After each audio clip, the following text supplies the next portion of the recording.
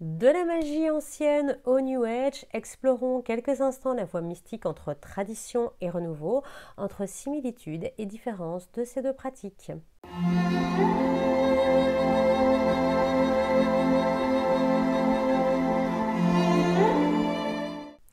Les racines de la magie ancienne sont profondément liées aux pratiques mystiques et culturelles de chaque civilisation et de chaque région.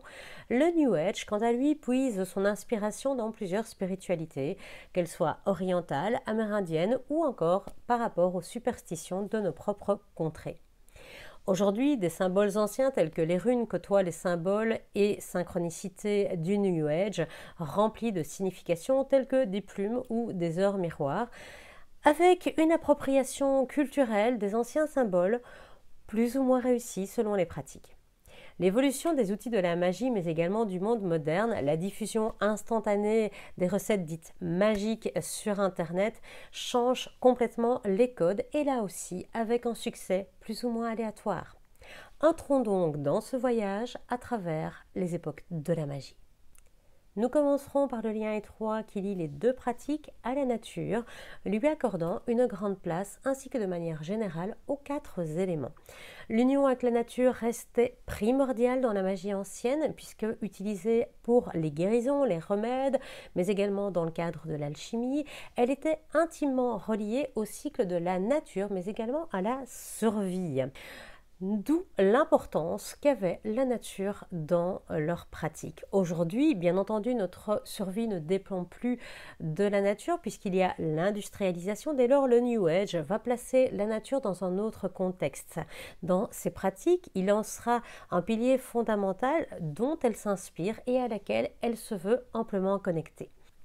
Les cristaux en sont un parfait exemple car utilisés dans les deux types de magie, ils permettent de renforcer les rituels ou les demandes, de canaliser une énergie ou d'inclure une énergie dans un cristal.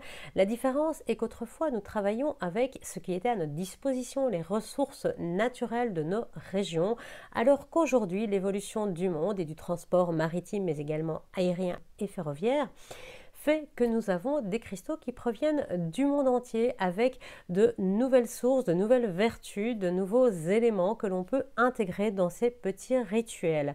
Bien entendu, les cristaux utilisés en New Age le sont beaucoup pour travailler tout ce qui est soutien émotionnel et physique, même s'ils sont toujours également utilisés dans des principes ritueliques, magiques, mais également divinatoires.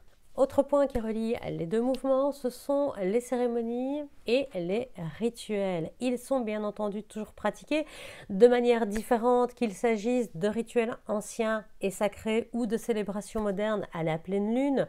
Que l'on soit praticien isolé ou que l'on soit en groupe, on retrouve des similitudes telles que des incantations, des danses, des chants et tout cela à travers les lieux et les cultures. Ces éléments permettent bien entendu souvent d'élever les vibrations et de renforcer la puissance de l'intention, du moment, de la demande, tout simplement du rituel. Autre point qui relie les deux pratiques, c'est la connaissance de la destinée et du futur, mais également la préoccupation de ce qui nous attend.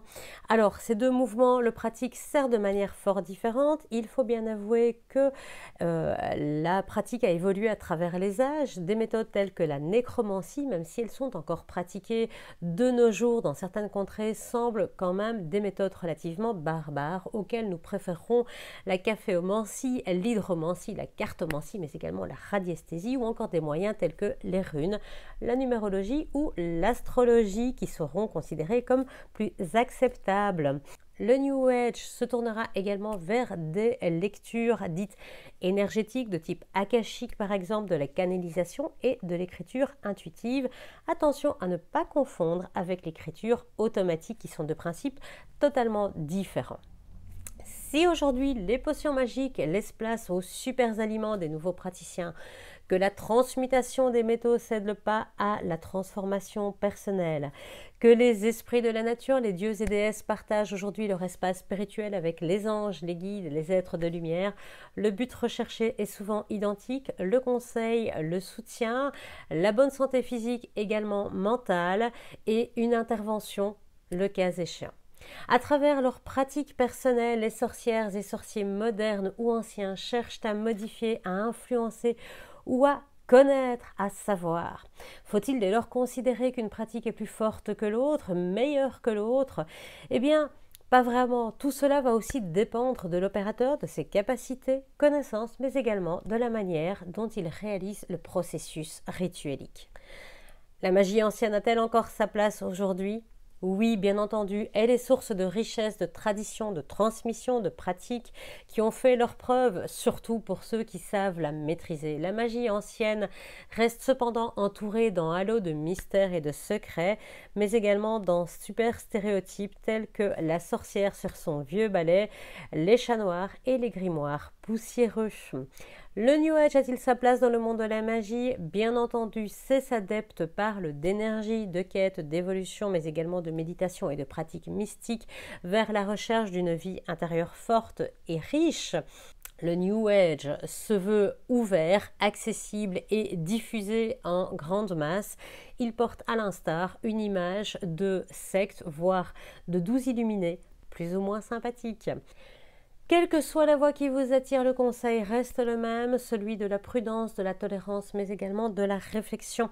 Rappelez-vous que le chemin qui mène à la magie ou au New Age réside dans la découverte constante, mais également dans l'évolution de soi-même vers un monde meilleur, vers une vie meilleure, à la recherche de l'invisible et de l'occulte. Cette petite vidéo entame une série qui ira un peu plus en profondeur à travers ces deux voies, tout en intégrant des références de la pop culture dans un but de démystification mais également de simplification.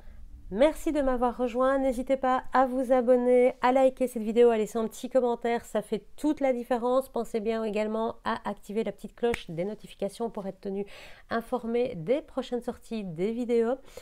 Et merci de m'avoir suivi dans cette première exploration à travers le monde de la magie. Restez connectés pour plus de découvertes ésotériques et que la magie vous guide. Ciao!